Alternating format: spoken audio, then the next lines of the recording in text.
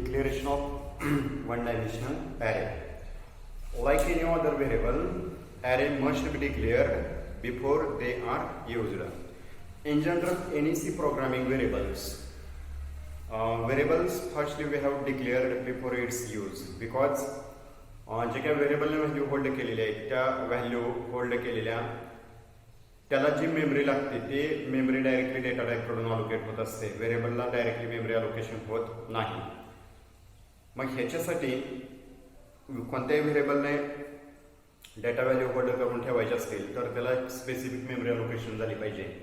आणि एक specific memory allocation जर झाली तर आणि तरच आपण त्याच्यामधल्या डेटा व्हॅल्यू जे त्या डेटा व्हॅल्यू आपण यूज करू शकतो. कारण प्रत्येक व्हेरिएबलच्या व्हॅल्यू स्टोअर करण्यासाठी एक स्पेसिफिक मेमरी अलोकेशन झाली पाहिजे. जसं की इंटिजरने 2 बाइट्स मेमरी अलोकेशन केली, फ्लोटने 4 बाइट्स मेमरी अलोकेशन केली, कॅरेक्टरने 1 बाइट मेमरी अलोकेट केली, डबलने 8 बाइट मेमरी अलोकेशन केली. तसं ह्याच्यामध्ये ॲरेमध्ये कुठलाही व्हेरिएबल आपण यूज करण्याच्या अगोदर डिक्लेअर करायला लागतो. सो त्याचा सिंटॅक्स काय आहे पाहूयात. ह्याच्यामध्ये फर्स्टली सिंटॅक्स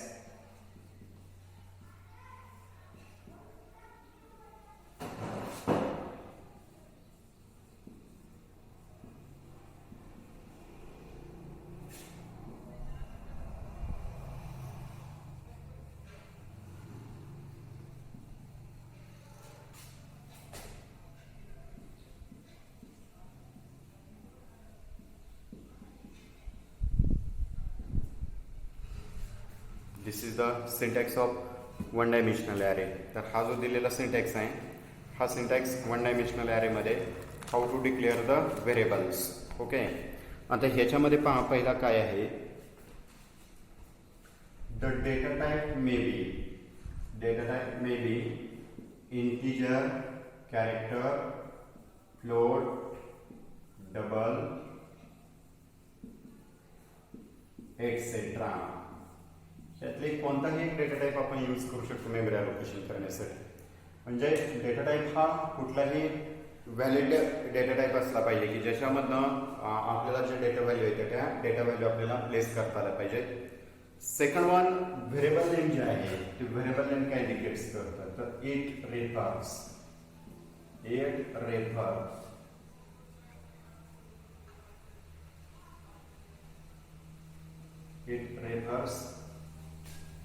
name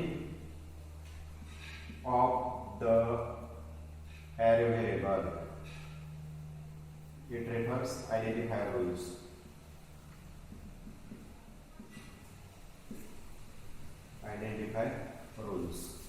आता इथं व्हेरिएबल डिक्लेरेशन करताना ॲरेचे आयडेंटिफायरचे जे काही रूल्स यूज केले जातात ते सर्व रूल्स आपण इथं ॲरे व्हेरिएबलच्या नावामध्ये आपण यूज करू शकतो. आणि next one, size. What indicates the size?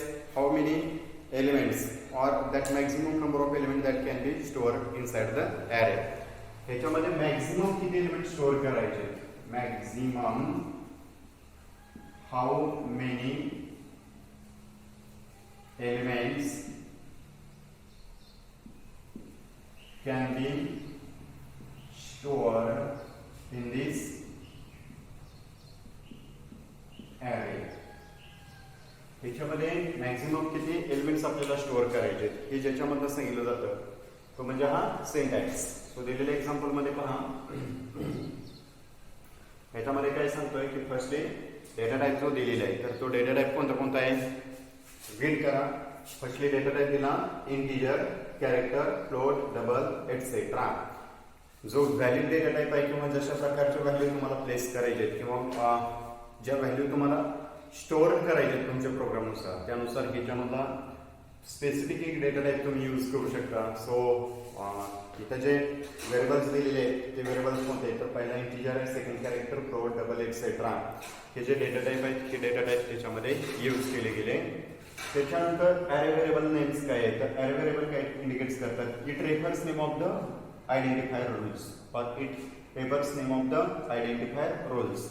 जे आयडेंटिफायर डिक्लेअर करताना किंवा आयडेंटिफायरचे रूल्स दिलेले आहेत त्या रूल्सचा यूज करून आपण इथं व्हेरिएबल डिक्लेअर करू शकतो. आणि लास्ट वन साईज इंडिकेट्स करते तर maximum how many elements can be stored in दिस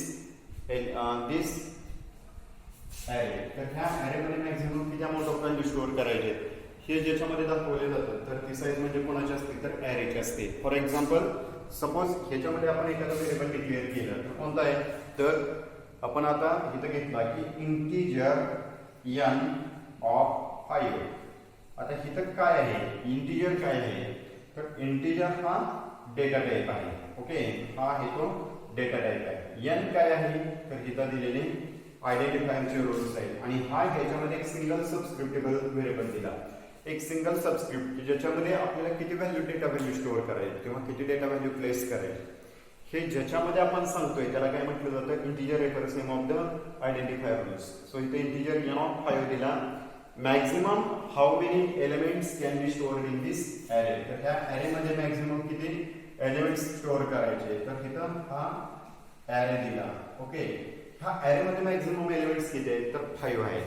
आणि 5 म्हणजे इथं ऍक्च्युअल किती मेमरी अलोकेशन झाली, तर त्या एक्झाम्पलमध्ये इंटिजरने किती बाईट मेमरी अलोकेशन केली, 2, आणि त्या एनने किती केले, 2 × 5. म्हणजे इंटिजर किती बाईट्स मेमरी अलोकेट करताय, तर 2 बाईट्स मेमरी अलोकेट करते. तर 2 × 5 केलं तर ह्याच्यामध्ये टोटल नंबर ऑफ बाईट्स किती मेमरी अलोकेशन झाले, तर 10 बाईट्स एवढे मेमरी अलोकेशन झाले. आणि ह्या 10 बाईट्स मेमरीचा यूज करून आपले जे डेटा व्हॅल्यू आहे त्या डेटा व्हॅल्यू आपण काय करू शकतो की प्लेस करू शकतो. सो इथं वापरलाय 2 bytes integer n of 5. 2 × 5 is equal to 10. म्हणजे इथं 10 बाईट्स एवढे मेमरी व्हॅल्यूज काय केले की इथं स्टोअर करून ठेवले. आणि इथं 10 बाईट्स एवढे व्हॅल्यू स्टोअर कशातनं केल्या, तर एका व्हेरिएबल थ्रू अलोकेट केल्या. आता this declare number of integer type and size will be 5. Here 0 to 4 are valid subscript. आता ह्याच्यामध्ये किती आहे, तर 0 to 4 व्हॅलिड सबस्क्रिप्ट.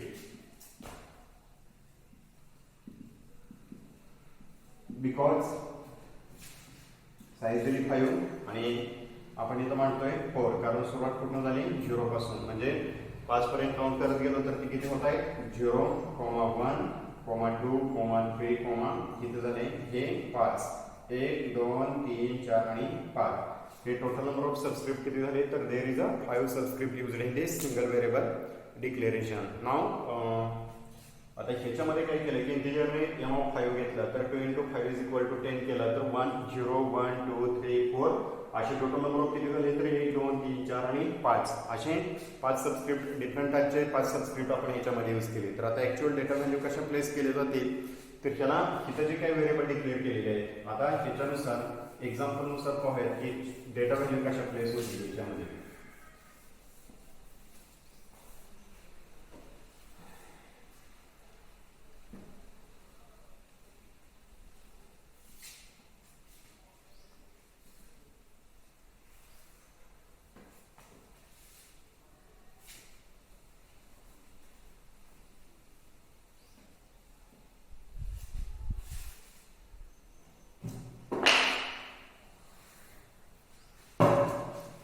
पहा ह्याच्यामध्ये एक्झाम्पल काय आहे. फर्स्टली इंटिजर n ऑफ 5 हा व्हेरिएबल डिक्लेअर केला. जर आपण इंटिजर n ऑफ 5 ला जर व्हॅल्यू असाइन केल्या तर त्या व्हॅल्यू कशा आहेत, 1, 2, 3 किंवा अशा व्हॅल्यू घेतल्या 10, 20, 30, 40 and 50. This value can be called now following ways. So declared here firstly memory allocation कसं होईल, सपोज इथं 2 बाईट्स मेमरी allocation झाली 1, 2, 3, 4, 5, 6, 7, 8, 9, 10, 11, 12, 13, 14, 15 and 16. ह्यातले कुठले आपण सपोज याच्यामध्ये हे मेमरी allocation कन्सिडर केले याच्यामध्ये. ओके, तर ह्याच्यामध्ये ह्या जे डेटा व्हॅल्यू आहेत त्या डेटा व्हॅल्यू कशा स्टोअर केले जाते, फर्स्ट चेक करू. 1, 2, 3, 4 and 5.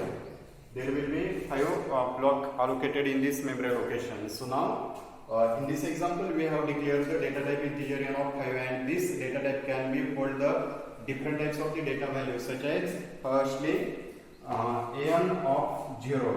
Okay, so n of 0 will be hold 10, then n of 1 is hold 20, n of 2 will be hold 30, n of 3 will be hold 40 and n of 4 will be hold 50. So that means in this example there will be created lower index is here, n of 0 is equal to n of 0 is the lower index, and upper index is here, n of 4 is the upper index. So here size minus 1 will be considered here.